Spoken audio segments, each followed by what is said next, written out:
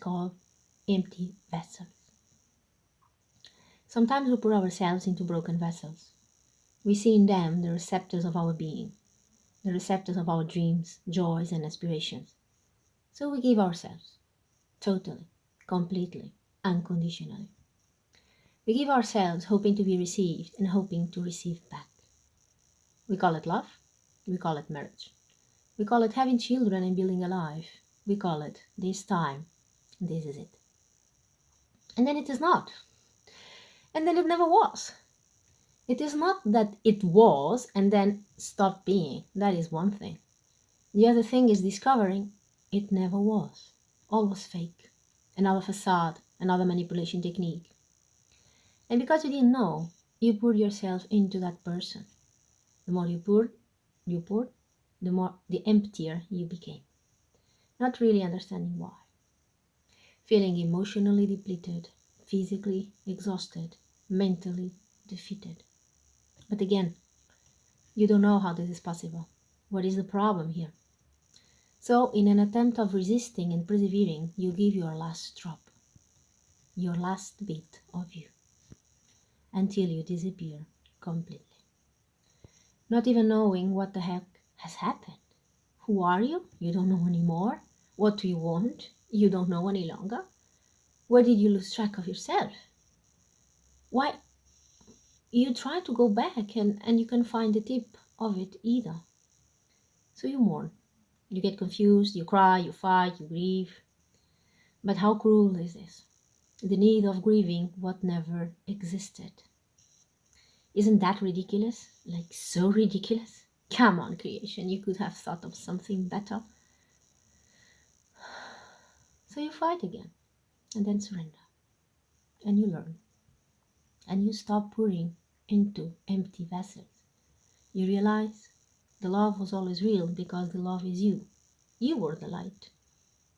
The spark, the magic, the flute, the song, the pine tree and the winter bonfire.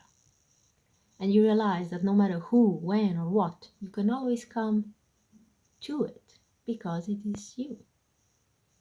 You just thought that was someone else because you poured into them thinking there was something special there.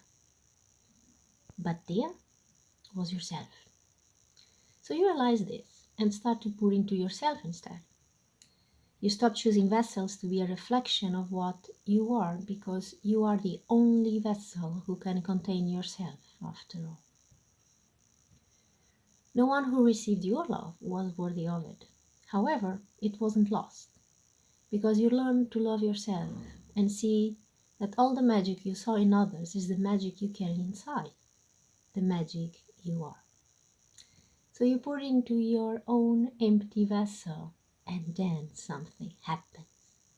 Instead of leaking out, it fills you up. It heals, it repairs the holes and the cracks. It gets huge, powerful, immensely, tremendously, giant, enormous.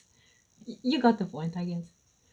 So don't ever put yourself into empty vessels unless that empty vessel is your own self. And then don't stop pouring. When it is full, keep pouring until it overflows and flows out of you and reaches all the corners of your life and penetrates everything you do and permeates into everything you touch and permanently change anyone you encounter.